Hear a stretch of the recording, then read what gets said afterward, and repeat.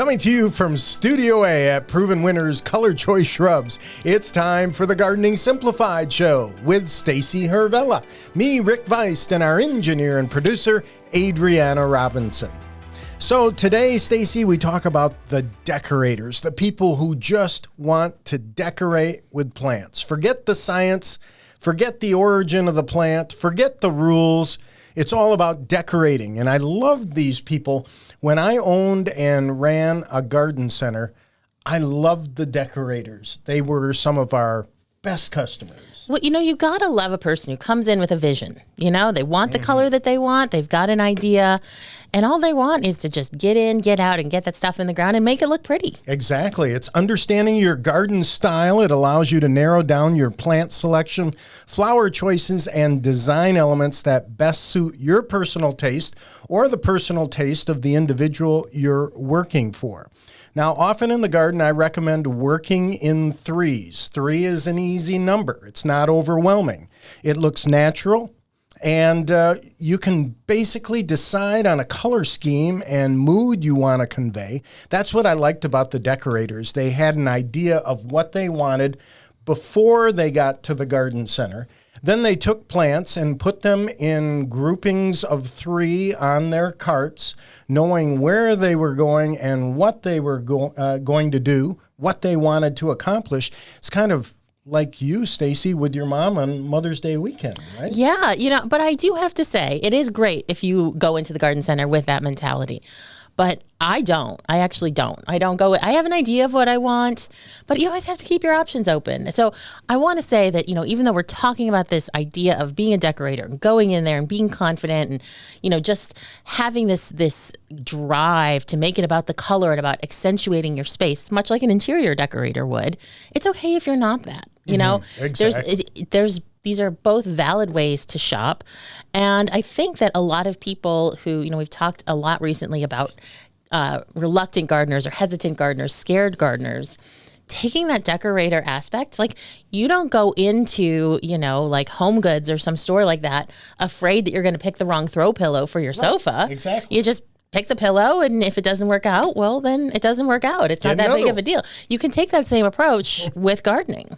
Exactly. Now, I've used, for folks who aren't necessarily decorators or designers, I've used proven plant pairings. So we'll have this link at the website, gardeningsimplifiedonair.com, but it's proven plant pairings, and essentially you take a simple 4-step quiz. So I took the quiz yesterday.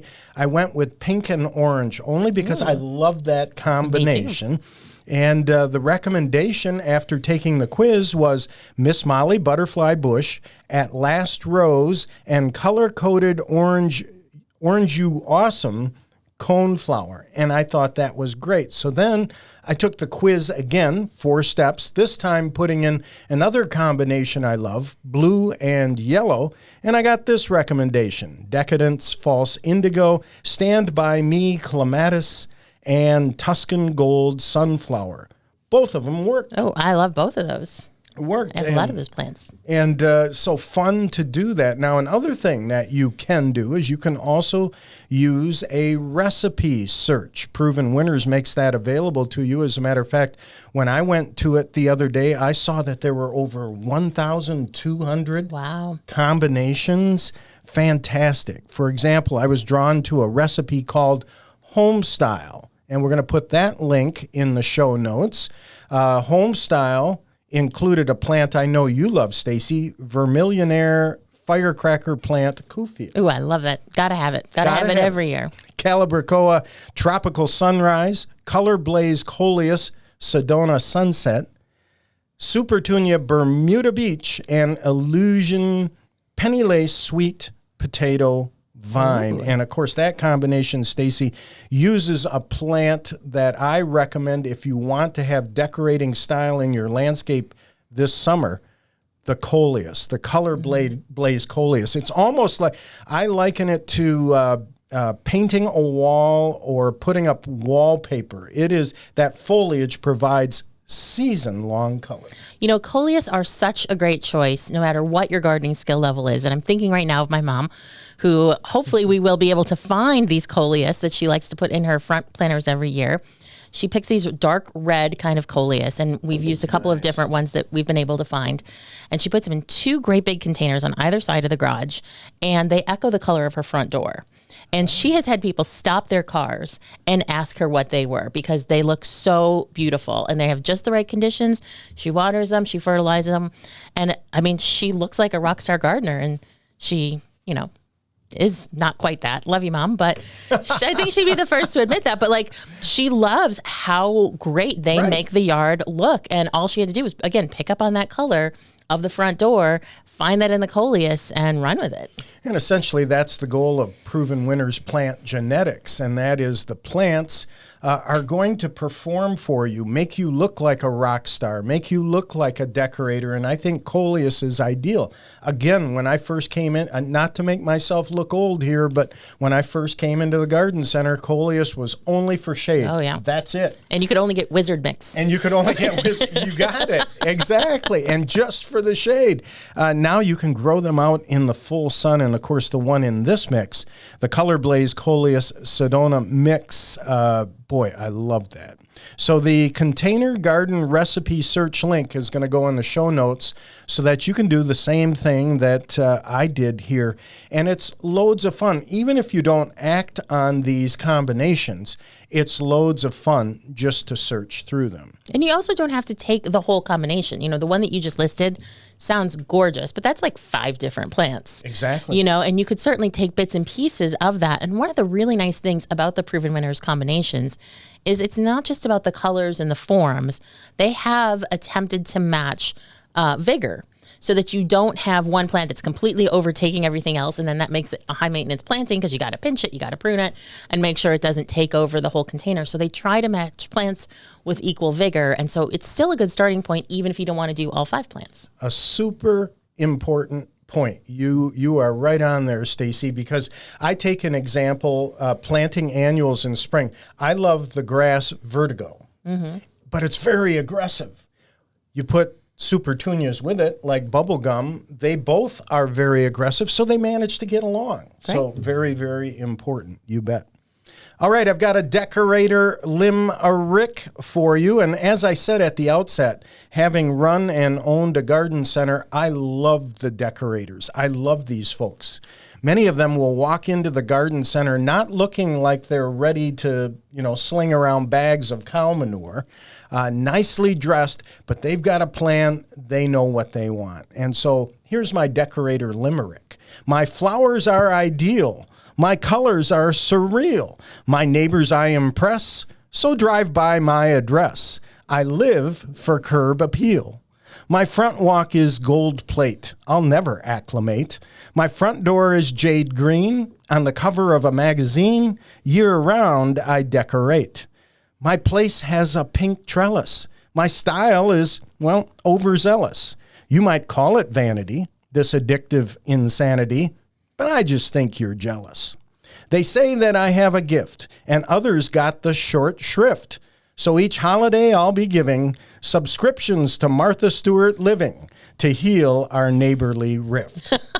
How was that? That was wonderful. My style is overzealous. I love that because it fits you, but it fits everybody because, you can go all the way out especially when it comes to annuals in the garden. Like it's so, even if you don't like it, you only have to live with it for like 3 months. Exactly. And then by the end of the season, you're like patting yourself on the back thinking, I'm going to do that again. Because you realize, going a little overboard is what you are supposed to do with annuals. Stacy, do you ever put plants in pots and then 2 weeks later pull some out and move them? Oh, heck yeah. Already? Oh, yeah, of course I do. Same here. I think that there's a huge misconception, and I feel like I've said this before, that gardeners get things right the first time. Right. And that's not the case at all. If gardeners are getting it right the first time, it's only because they got it wrong the previous, 27 times.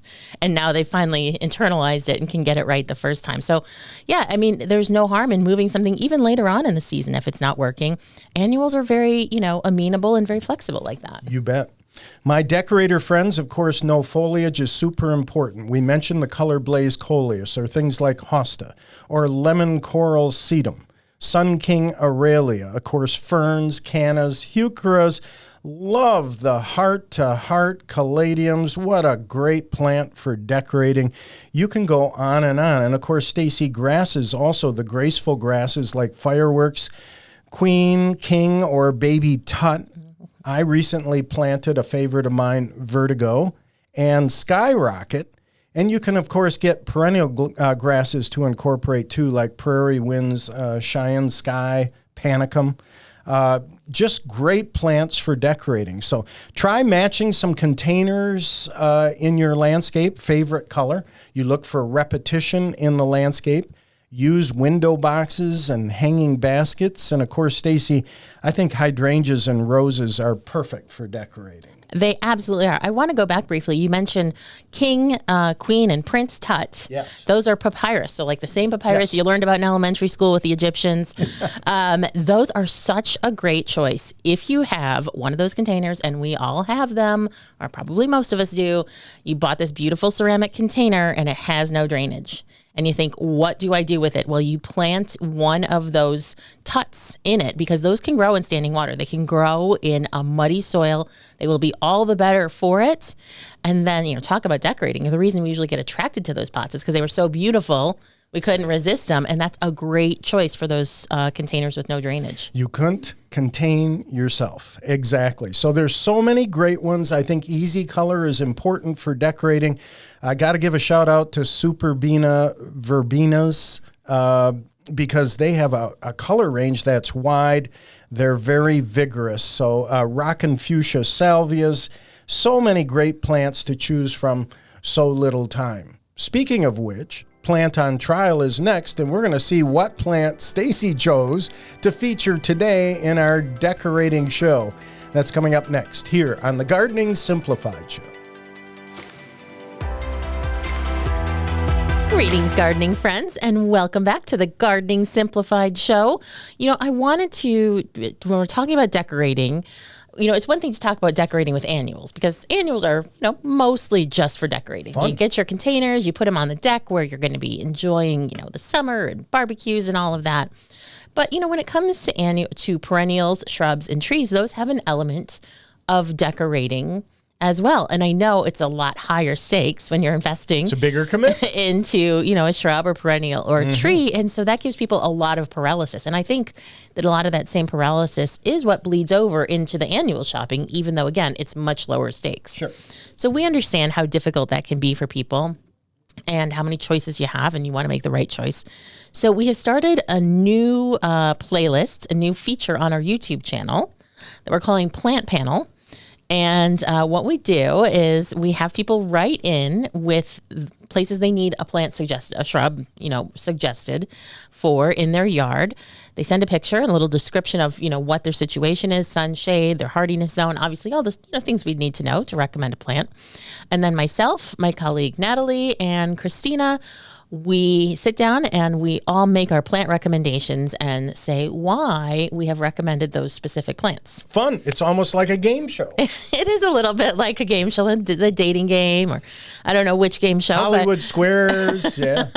But it has been really fun, and it's a great opportunity for you to get some perspective and ideas, and then you get 3 different ideas instead of just one.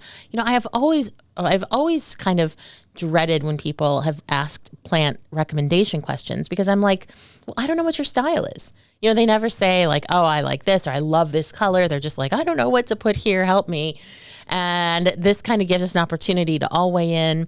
We had a lot of fun doing it, and we're going to continue to do it. So you can check that out on our YouTube channel. And if you want to submit your own garden for consideration by the Plant Panel, you can just go to provenwinnerscolorchoice.com. Click the contact tab. There is a special contact form just for Plant Panel in there. So Awesome. Please, please, please, if you're going to submit something for Plant Panel, include a photo. It's so hard to try to suggest plants without a photo, because for me, I like to pick up on those cues of what's the house architecture look, what's the vibe, what else is there.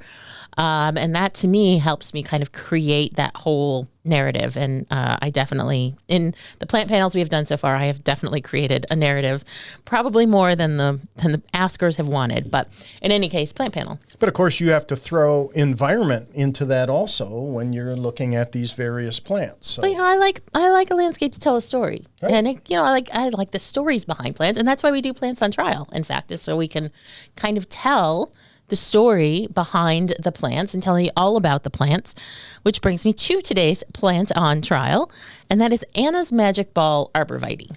I love that plant, and I'm going to challenge you a minute, and I'm going to say, let's go right to the story of the individual who brought this plant to the market. Yeah, definitely. I like this. Yeah, and I'm going to link this in the show notes so you can actually read it yourself. But this plant came to us from a former nursery. It is now closed down, Van Vloten Nursery in Canada.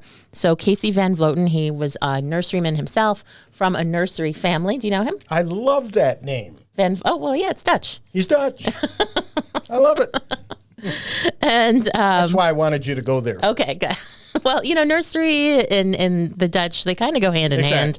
I mean, the Netherlands to this day is sort of the world capital of ornamental horticulture, and it's why we also have so many nurseries here in West Michigan. Right. So because of the Dutch heritage. So Casey Van Vloten selected this, and even though the name is Anna's Magic Ball, the cultivar, so the trademark name is Anna's Magic Ball, the cultivar is Anna Van Vloten, and that was named for his mother. And so we used the Anna's part in the name, and Anna's Magic Ball. It was the name that we chose. And so I was looking up Anna because, of course, I wanted to make sure that he was naming this for his mother and not someone else. And she was indeed his mother. And she unfortunately passed away in 2007, but lived a truly extraordinary life. I'm going to link her obituary in the show notes at gardeningsimplifiedonair.com so you can read it. But, she was born and raised in the Netherlands. Her family joined the resistance during World War II, awesome. And she refused to sign a pledge of loyalty to the Germans. Awesome. And it's a fantastic story. So Great. Take a moment to read about the namesake, Anna Van Vloten. But you probably want to know what it looks like before you decide if you're going to actually add this wonderful plant to your landscape. Now, I do want to say I really was like, all of the plant choices were churning in my head for this special decorating episode. How do I pick, what's the most decorative? And, my brain immediately goes to hydrangeas because I cannot tell you over the years the number of interior designers who have reached out to proven winners and asked for recommendations. Oh, I'm an interior designer and I want to see a hydrangea from the window and the interior colors are this and, which one would you choose? They get very, into the color. So my first thought was hydrangeas, but then I thought, when you're quote unquote decorating or landscaping with shrubs, do you really want to invest in something that only looks good for a few months of the year? And hydrangeas, for all of their wonderful qualities, they're kind of they got a little bit of a short window in terms of, if you look at the whole year. Sure. And I also want something that possibly I could put into a planter or an urn. Yeah, so lots of decorative choices as well. So I thought a lot, and I, usually try to save all the our evergreens for winter plants on trial when they make a little more sense. But no, I said I'm going with an evergreen because that is what you want when you are, quote, decorating your garden with trees and shrubs, is something that's going to provide year-round interest and year-round beauty. Right. And Anna's Magic Ball does that in a couple of different ways. So it is an evergreen. It's an arborvitae. And it naturally grows with this just darling, round, dense shape. And people love that, right? I mean, Oh, yeah. When people see those tidy little evergreens, it's just it's like seeing a puppy or a kitten or something. It's like the plant version of that. They just go crazy. It feels like all is well. Everything's in order. Right. Everything is just it's tidy. Mm-hmm. They know that it's not going to grow out of control. They feel like they can predict what it's going to do. And so in addition to that nice and tidy little shape, Anna's Magic Ball Arborvitae is also bright gold. Is that why it's called Magic Ball? You can kind of predict what it's going to do? I didn't pick up on that, but I like it. Does it predict the future? I have not shaken it up to ask it, but I forget what the answers are. Answer is unclear at this time. Okay, all right. Proceed. Right. So it reaches 2 to 3 feet tall and wide. So a really great and useful shape. And I think when you have this really tidy kind of shape, for landscaping, there's so many possibilities. And I think the possibilities become a lot more obvious than if you have something where you don't really know how will this look in the landscape. When you have this little kind of like oversized bowling ball shape, it's a little bit easier to predict. So a classic choice would be, for example, planting it on either side of your front porch, one on either side of your steps or something like that. But we have it planted in the trial gardens here as kind of a low hedge with space in between them.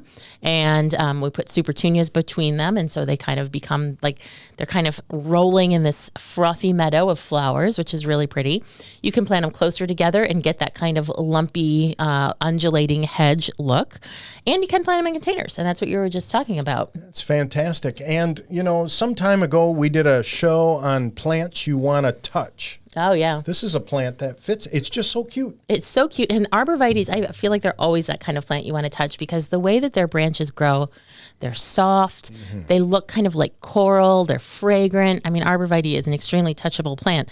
And in terms of seeing this in a container, I think it would be gorgeous in an urn because it is kind of a smaller plant. And so an urn would really help to, get it up higher into a visual plane in your yard so you can see it a lot better. Be classic. Classic. A pair of Anna's Magic Ball arborvitae in urns on either side of your front door would be beautiful. If you want them there all year, just of course make sure they are made out of a weatherproof material that's not going to leave you with soil on the ground in the middle of January because it's all cracked and broken. Can I put Christmas lights on it? Can you put Christmas lights on it? Can you ever? I think that's an underrated feature of plants for decorating. Ho, ho. And I used to work at Tavern on the Green restaurant, a place that was known for having like lights and just being really over the top. And in my time there, I quickly discovered what a nightmare it is to try to put lights on plants that don't really necessarily have a lot of structure. That's why I asked. I get those dwarf Alberta spruces in containers. Couldn't be easier. Exactly. They're just that little triangle. And so Anna's Magic Ball is similar. It's got that nice round shape. You can even use those net lights and just kind of cast it right over there. And it'll make you look like a professional. You and bet. That's, so that's another way that you can use this plant to decorate. Now, it is hardy down to USDA Zone 3. Heat tolerant through USDA Zone 8, much more heat tolerant than a lot of people had assumed arborvitae were. But Judson LeCompte, our Southern native and new plant management director, he's grown it successfully in Texas and is confident in that USDA Zone 8 heat tolerance. Definitely is going to want mulch in that area. Sure. So arborvitae in general have very shallow roots. So mulch is very, very helpful for keeping those roots cool and moist all year round. But other than that, it's an easy to grow plant. You're going to grow it in more sun to part shade in the north. Definitely going part shade to shade if you're growing it in the south, just to help keep it a little bit cooler.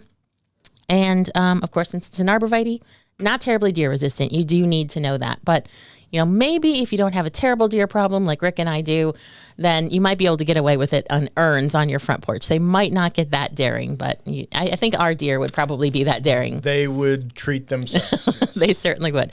So we're going to put the full details at our website, gardeningsimplifiedonair.com. Just click on the show notes. And of course, if you're watching YouTube, you'll see it all there. But you can see more about it and of course, read about the amazing life of Anna Van Vloten, the plant's namesake. We're going to take a little break. When we come back, we're opening up the garden mailbag. So please stay tuned.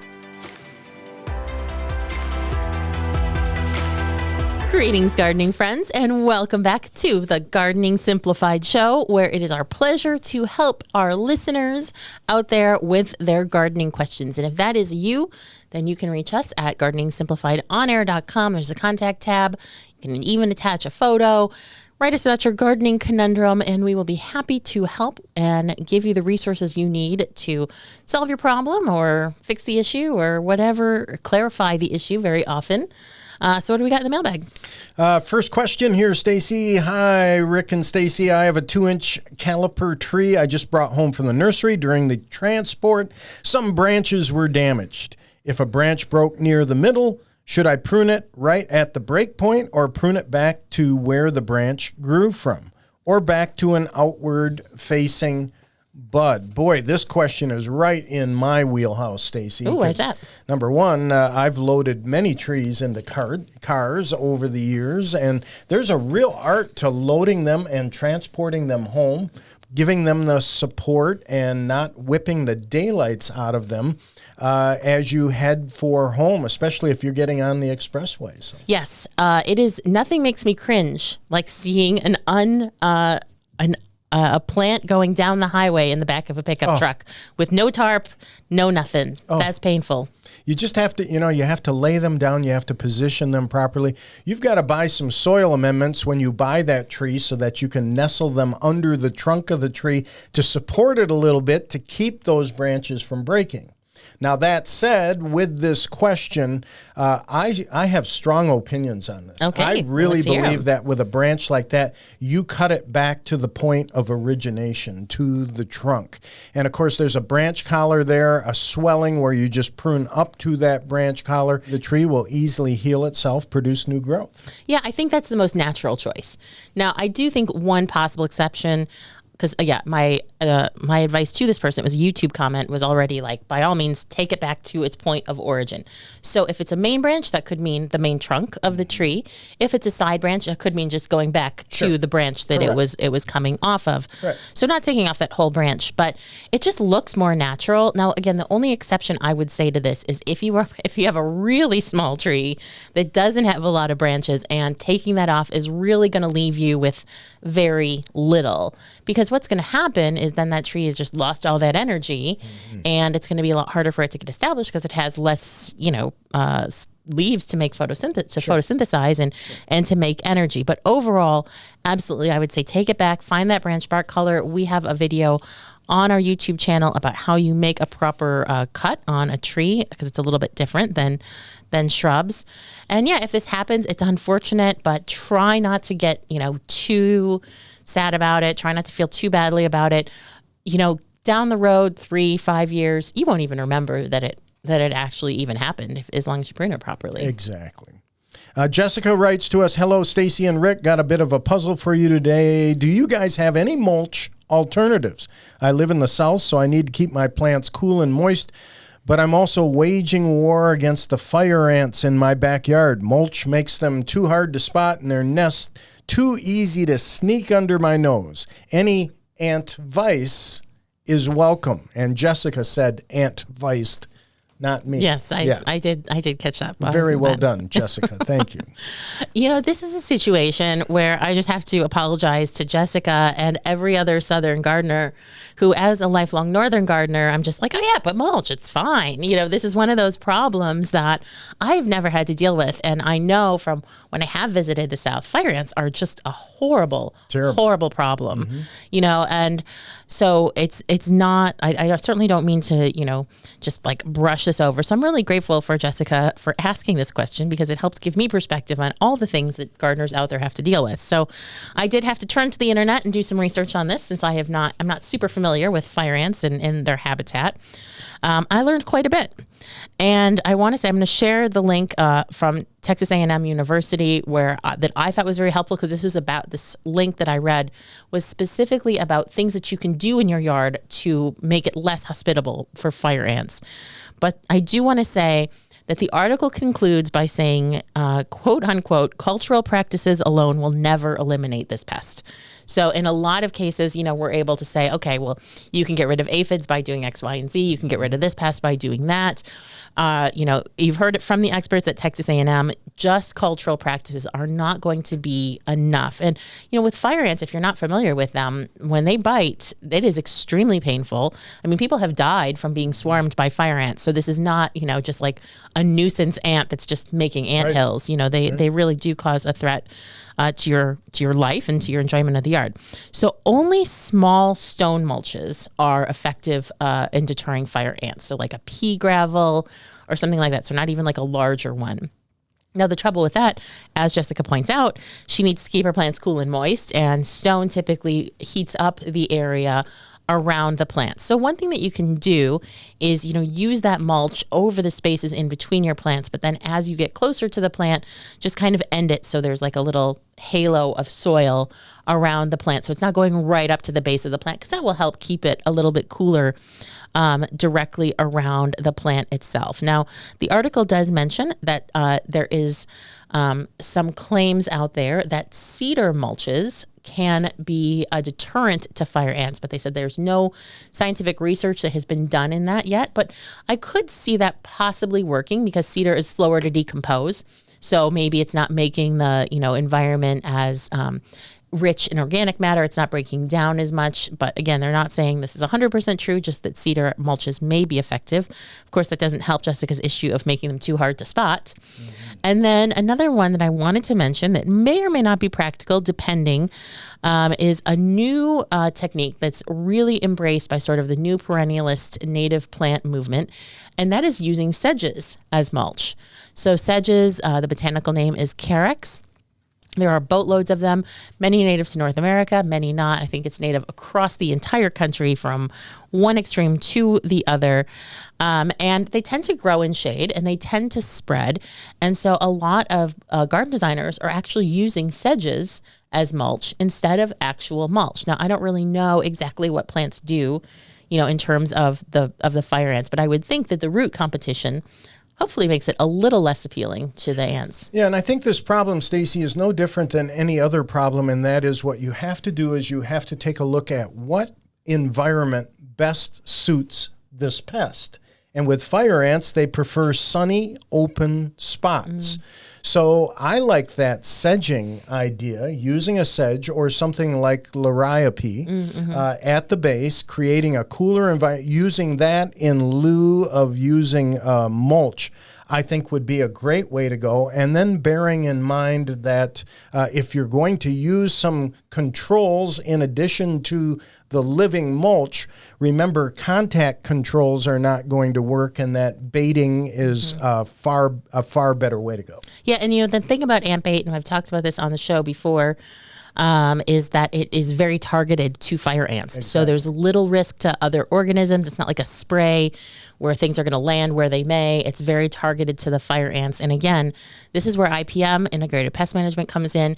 You have to do the most effective method of controlling them that obviously has the least impact on non-target organisms and, of course, is the most beneficial to your family because fire ants are no joke. Stacy, real quickly, Jamie writes to us and sends pictures about a dogwood on their property. Bought the home 10 years ago, and it should be well established by now. They've done no pruning to the tree, but are wondering if they should have. We're going to have the pictures for you on the YouTube version of our broadcast here, and of course, in the show notes. And Stacy, when I take a look at the pictures that Jamie sent, of course, we see the telltale lichens on the tree, meaning the growth is really slow. The tree isn't necessarily happy where it's at. And when I look at those pictures and I look at the surrounding turf, at least in my eye, I see compacted soil, and that may be part of the problem. Yeah, definitely. The turf is not ideal for a dogwood. Dogwoods, grow sort of on the wood edge with a loose or high organic matter soil. The tree is certainly established, so there's no question about that. It's tall. But Jamie included 2 photos of the flowers. It's a pink native dogwood with pink flowers. And when I saw the picture of the flower, I said, there's the problem. It has dogwood anthracnose. And you can see on the flowers, it has these kind of purplish brown dots, and that is a telltale sign of dogwood anthracnose. And dogwood anthracnose definitely hits dogwoods that are more stressed. So like you said, sort of this issue of the soil not being ideal, compacted. Exactly. I'm sure that they are pretty shade tolerant, so I don't think that the oaks that Jamie mentions are causing the issue. I do think it's the anthracnose. So what I would say to do here, if you want to save the tree, and she says that she does, I would call an arborist in and get it on a treatment plan for anthracnose. And I think that if you are able to treat it for maybe just a year or 2, because it's a fungal disease, so if you're able to treat it for a year or 2 and you clean up all the foliage when it falls this autumn, you could have a chance at controlling it. And once that anthracnose is gone, I think the tree, maybe with some extra water, some supplemental water if it needs it, some mulch around it rather than the grass, I think it could come back. Don't throw in the trowel. Exactly. I agree. A dogwood tree can recover from anthracnose. Yep. And Jamie, we will put some resources for you or anyone else who is suspecting their dogwood might have anthracnose in the show notes at gardeningsimplifiedonair.com. We're going to take a break. When we come back, we've got branching news. Don't miss it. Welcome back to the Gardening Simplified show. It's time for branching news. And Stacy, I just need a little bit of therapy here right at the start. This is the time of year when people come out of the woodwork and they'll message me, call me, ask me for advice, ask me to stop by, take a look at their plants that are really struggling. And I wanted to mention that so many times I walk into a yard and the shrubs and trees are struggling or stretched, but the individuals are using the same type of watering for the shrubs and trees as they are for the turf. And you can see the damage on the plants. The rhododendrons are dealing with it. The shrubs and trees just not robust and healthy. And the point is, and here's my therapy, I keep trying to get the message out. When you water shrubs or trees, you water them when they need it. Mm-hmm. That's when you water them. And turf is so much different than shrubs and trees. And so if you set that irrigation clock in early spring, set it and forget it until Halloween, your shrubs and your trees are going to struggle. And trying to get that concept driven home sometimes is difficult. Yeah, and I've seen that. My father-in-law's house, he didn't have his irrigation on. There was a leak. He didn't fix it. And so all these plants that were used to years of extra irrigation, they're really struggling, even though they're mature, established plants. All of a sudden trying to deal now with this decrease in water is really taking a toll on them. So it doesn't really do you any favors, and it just wastes water. Right. So you have to water when the plant needs it. And I know that's easy to say and more difficult to do, but you've got to pay attention to the weather and conditions. I found a really great website, and I had fun with it. It had sound effects. We're going to put the link at the show notes, gardeningsimplifiedonair.com. But this is a great website that asks the question, is it a plant or a comic book character? Ooh. And then you play this little game, and it was fun. The crowd will cheer if you get it right, and of course you get the raspberries if you get it wrong. For example, it would put up a picture and the word cactus. Is cactus a plant or a comic book character? Well, I mean, I know it's a plant, but it could also be a comic book character. Exactly. I don't know. So you have to select both. Oh, both is an option. Or you get the raspberries. Is there a none? Neither? Is there a neither option? No. Oh, no. All right. So you pick plant, character, or both. Okay. And in the case of cactus, both was the correct answer. Cactus Man is a prickly plant man featured in many Marvel comics. He has a vegetable body and the ability to regenerate damage at a phenomenal rate, including replacing lost body parts. Cactus Man can fire his needles in a deadly barrage. Oh, well, I have grown cactus in my own garden, and I know that having the needles in your skin, that's not pleasant. Not fun. I mean, it is a weapon. Cactus is essentially a cucumber with aggressive behavior. Yeah, you could say that. Right. That's what a cactus is. Actually, they make great friends. They will never desert you. String trimmers. I got more therapy for me here. Go battery powered. Can't stand those gas operated trimmers. Heavy. And it's a pain to restring those things. Oh, everything about them is a pain. Everything about them is a pain. Thank you. I say, I just need this support, this therapy. Now, here's some suggestions for you that I got from a professional string trimmer operator, a guy who does it every day. Number one, he says, store your line, the replacement line, in water. Like permanently? Yeah. How often do you have to change the water? You don't have to change the water if you don't want to, unless mosquitoes are a problem. But keep your line in water. It takes about a week for it to completely soak. And the other thing he said, always walk from right to left. That's the correct way to walk. And then trim with the very tip of the line. The only thing that will cause a good quality trimmer line to break at the head or taper down for an inch or more is operator error. He was saying in a nice way, Rick, you're not doing it right. Well, I've had plenty of operator errors in the times. I have attempted to use string trimmers. It is easily one of the least fun jobs in the garden, and I have an electric one. The other thing about string trimmers is they're dangerous. Oh, yeah. You know, you can cause a lot of damage to plants. Oh, yeah. And I would say if you have a lawn service or not, even if it's a family member cutting your lawn, and all of a sudden a shrub or perennial or something in your yard suddenly dies, you better be looking at the base for string trimmer disease, because it happens. You got it. And if you are using that string trimmer, of course, wear protective eyewear. That's really important too. But I'm going to start storing my string trimmer replacement string in a bucket of water instead of the package and see if it helps. I guess we'll see. Speaking of decorating and design, a California man ordered by his city to conceal the boat parked in his driveway with a fence hired his artist neighbor to paint a photorealistic image of the boat in an act of rebellious compliance. I saw the picture. They did a great job. I love that. Etienne Constable is the name of this individual. He said the boat he uses for fishing was regularly parked in his seaside driveway for about 4 years before he received a letter from the city informing him of a municipal code requiring boats and trailers to be screened on the side and front by a 6-foot fence. So initially, Constable was angry, but then he hired his artist neighbor, and this thing went viral. As a matter of fact, the city manager himself got a laugh out of it and thought it was very, very creative, and they're just going to let it slide now. The neighbor did a great job. I'm not surprised it went viral, because when I looked at the picture, my first, just glancing at it, I thought it was the boat. Yeah. And they did such a good job with it. Yeah. So, boy, creative. I love it. So here come the puns. Oh, boy, he was harboring some resentment. Had a sinking feeling the guy was going to get a stern talk. Actually, the guy was even keeled about the whole thing. And sooner or later, you have to laugh about it. True. Thank you. I had to get those in, and I apologize for those.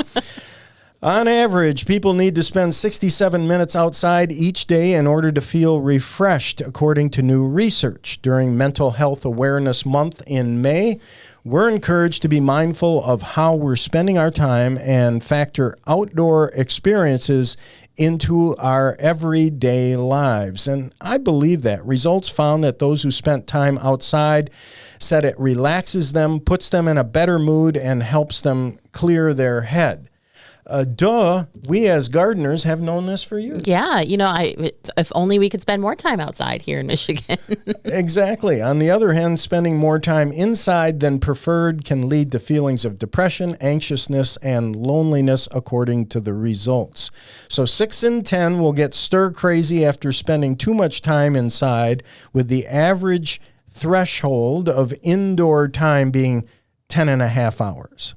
So the key takeaway here is that spending time in nature and on the open road while traveling has both physical and mental benefits, soaking up the sun, the fresh air, and of course, Stacy, as we like to talk about on this show, getting your hands in the dirt. Well, it goes perfectly with the theme of today's episode, which is to say, if you're going to be spending that time outside, then it might as well be in a beautiful spot surrounded by cool stuff, cool plants, and, to me, plants that attract birds and insects. So it's like an ever-moving, dynamic tapestry, and you're not just sitting there in the static environment.